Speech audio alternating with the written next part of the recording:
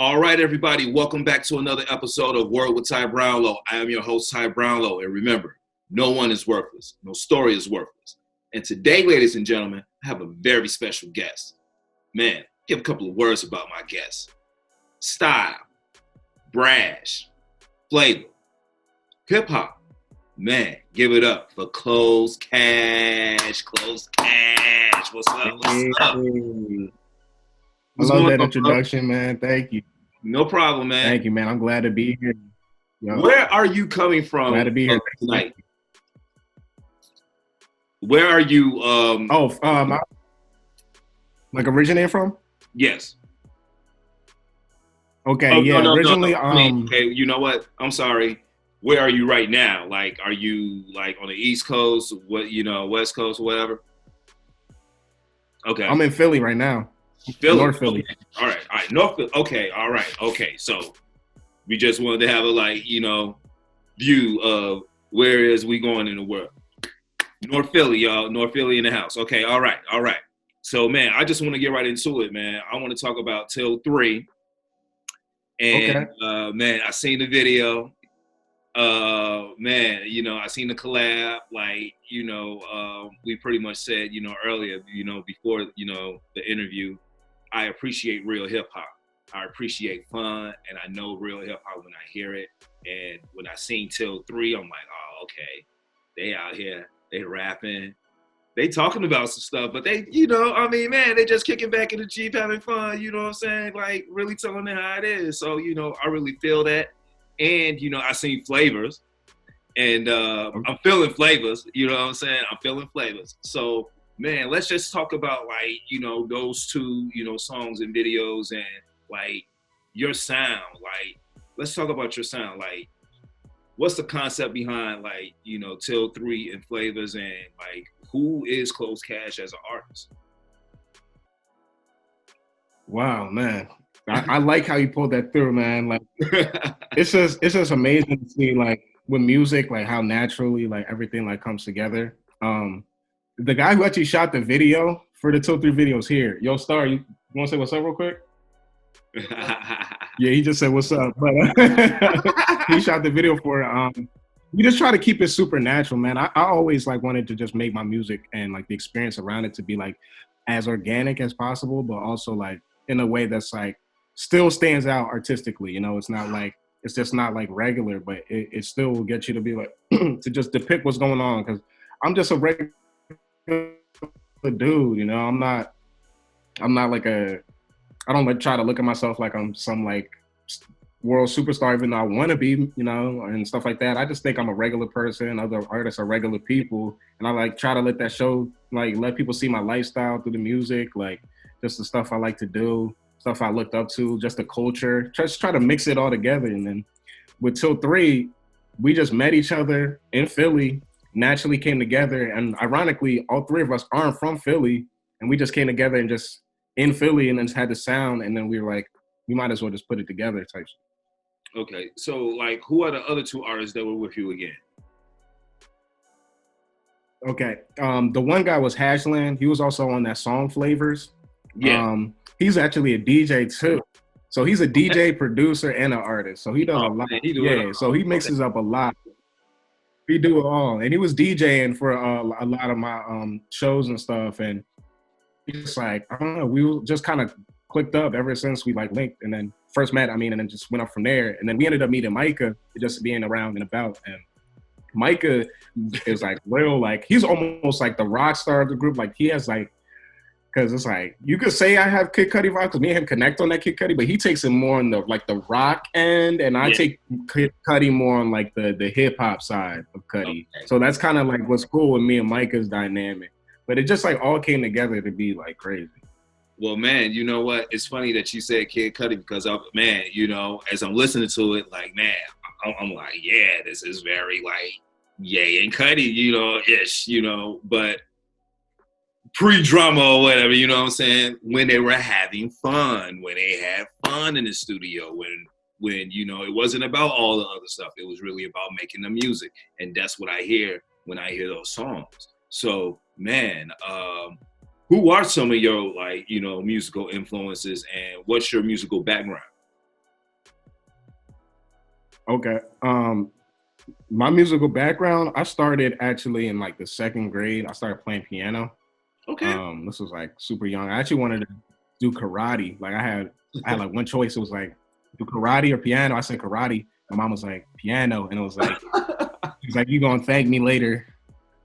And I didn't know what she meant, but I know now type shit. Right. Right. So I just remember like it's funny too because I kind of felt like I kind of caused some friction from my parents, like wanting to embrace like actually being a rapper. Even though I remember like the first time I heard a Mystical was one from my dad's CD. I heard Mystical. Yeah, a lot of like random artists, like even like Backstreet Boys. Like I didn't even actually get to Backstreet Boys through like my friends or peers. It was actually through my mom stuff and just a lot of different music that they ended up almost like trying to like block me from later. Like once I guess got more consciousness, they actually kind of introduced me to. So it's like ironic to see like how it was like we kind of battled on these fronts of like, hey, you're gonna learn piano instead of karate, and then also like, hey, don't listen to the same stuff that we showed you. And then I don't know, it just led to me wanting to really like brace rap. Was around middle school at the time. I had a homie named Marcus and Keenan, another homie Jordan. We would go to our homie Keenan's crib after school. Yeah. And we would just put like beats, the cassette tapes. Like Marcus had beats on cassette tapes, and we would just like write and record over it, like with the speaker playing. So you had like a speaker with us rapping and the cassette tape recording it. So we were just like making like classic tapes, like, and we ended up making a little mini group and then like doing like a talent show. But it fizzled out after that. But we always like just kept. And Marcus kind of kept going, and Marcus was making a lot like. He was like constantly kind of going with it. I was like more like, it's cool, but I'm in school and I still got, my parents want me to go to college and all this stuff. So I was doing it and aspiring for it, but I never really popped off. So I was like, I can't take it seriously. It wasn't like till like my third year in school where I was like, I barely pay money to be here. I was like, let me really think about this. I was like, I'm really draining myself. I was like, I had this opportunity. I was like, either now or never. I was like, because I could always come back to school. I was like, I can't be young and do rap forever. And then that's why I kind of got that incentive at school. And it's been a long journey, but it's finally coming to fruition now. So. Okay. Well, man, you know what? I think you hit on something, very poignant, man, you said you can't be young and do rap forever, and school will always be there. And I think sometimes that's the, choice. As an artist and as a creative, I feel you, as a parent, sometimes, man, you're like, oh my God, oh no, I want him to finish school. Like, oh my God, why? But no, what? Sometimes the artist and the creative outweighs all that, and you got to do what's best for you. So hats off to you, brother. And man, I'm going to say, man, looks like you picked pretty damn well. So, hey, hats off. It's not easy, but I'm just glad I did it. Glad I did it. Super glad. Man, that's what's up. So look here, man. You dropped the Pregame, 5 songs. That's like an EP album. Yeah, it was an EP. It was kind of crazy how it came together because these guys in Philly, they're called Highest Basement Collective, HBC, and just linking up with them. They this camp that they did at this Paradise Studios spot and right off of Girard.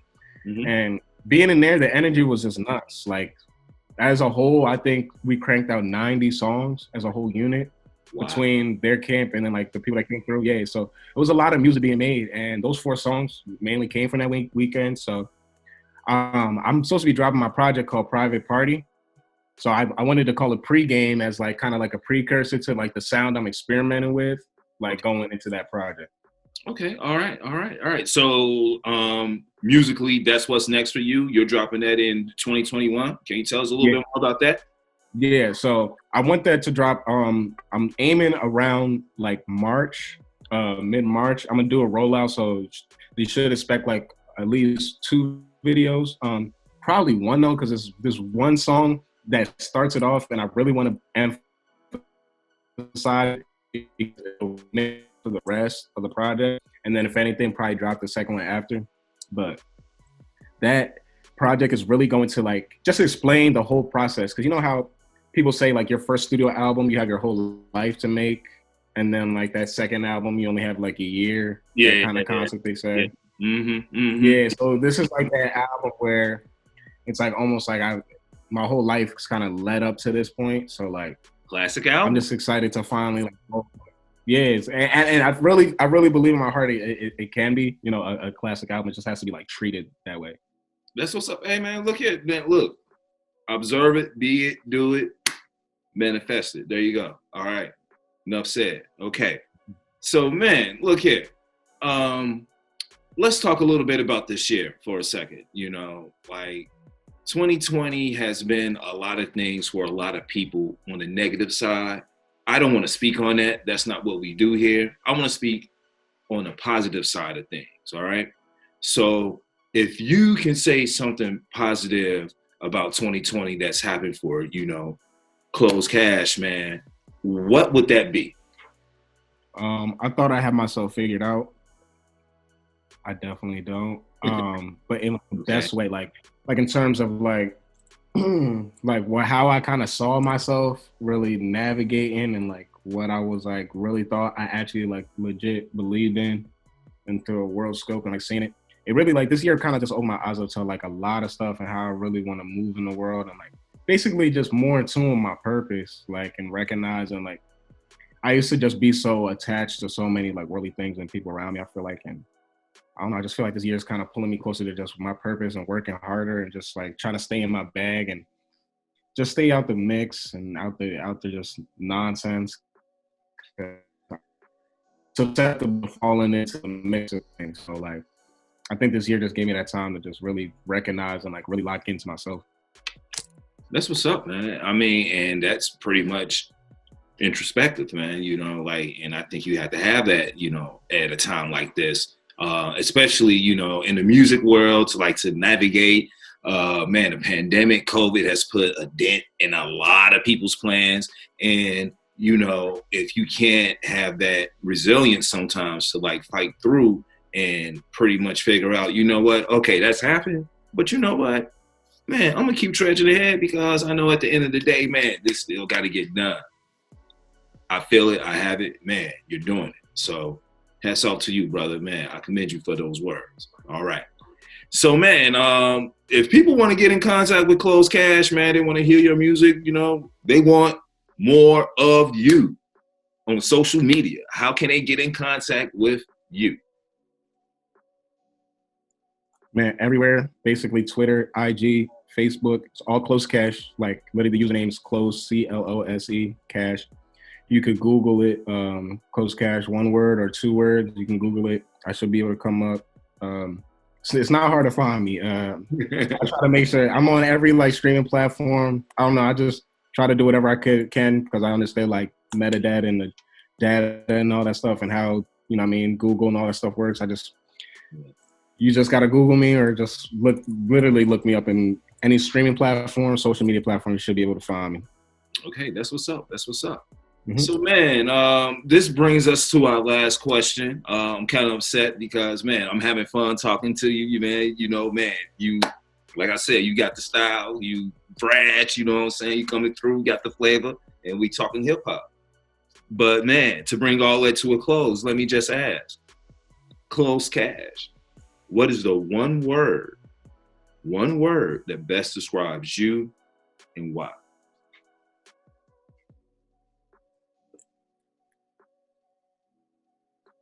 I would say impulsive. Okay. Why? Just, I don't know, man. I think, but I really don't think. Like, I just kind of just go off impulse. Like, especially with my music, like, and a lot of my lyrics as of recent has just been like punch in. Like, I don't even think about them too deep no more. I'll just say impulsive, man. Okay. In a good way, though, not in a bad way. I know people take that and say impulsive in a bad way, but I would almost say like impulsive in the essence, like almost assertive, but still impulsive because it's reckless, but control chaos. Artistically reckless. Okay. Artistically reckless. Artistically Correct. reckless. Correct. Okay. All right, man. No, look, man. Okay. So I'm going to tell you the word I would use for you. Just sitting here talking to you, this is my first time meeting you, man. Energy. Right? And I'm going to tell you why. Just in your whole method, man, as you said, pretty much one of the words I used was brash. And as you said, impulsive. So, man, like, look, I ain't even going to think about what I'm going to say, but I know what I'm about to say is about to be something that you need to hear. So, man, let me just drop these bars for you real quick. And I'm pretty sure when you're bringing that energy, and that's lighting up the room. And, you got people like, oh, okay, well, all right, well, damn. Especially the live show, real quick. A live show is this year is a live show. Because a live show is really all energy, man. It's like really just, it's supposed to be like, I want people to go in there and almost just forget like anything they had going on that day, anything that was going on. They just only remember like, cause it's just, you just in it, so. Okay, that's what's up, man. That's what's up. I appreciate it, man. Look here, man. Any last words, any shout outs, anybody you want to say what's up to? Shout out to my management team, Shade and Sass. They're always working hard. I appreciate them so much. I want to shout out to you, man, for having me on here. Shout out to my family, my mom, my dad. Shout out to Star and my homie Elijah, who he pulled up with me here. He makes crazy beats. Elijah Orion. I'll put him. What's up? Peace. He makes crazy beats. But yeah, just everybody, man, that supports me, man. I just want to shout out to them because, like, I don't care how many of us is in this. Like, we just, and I just excited to keep working hard and just like giving more to the people that like support and listen to everything I got going on because they don't have to. So I just appreciate it. That's what's up, man. I appreciate it. Well, man, look here. I appreciate you being a guest on the show. And once again, man, this has been Ty Brownlow. Man, work with Ty Brownlow. Remember, no one is worthless. No story is worthless. You can find me on social media, YouTube, Facebook, Instagram, work with Ty Brownlow. Follow me on Twitter, Ty Brownlow TV. Or, man, you can just go to my website, tybrownlow.com. Get this interview, other great interviews. Man, close cash. We out. Peace. We out. Peace.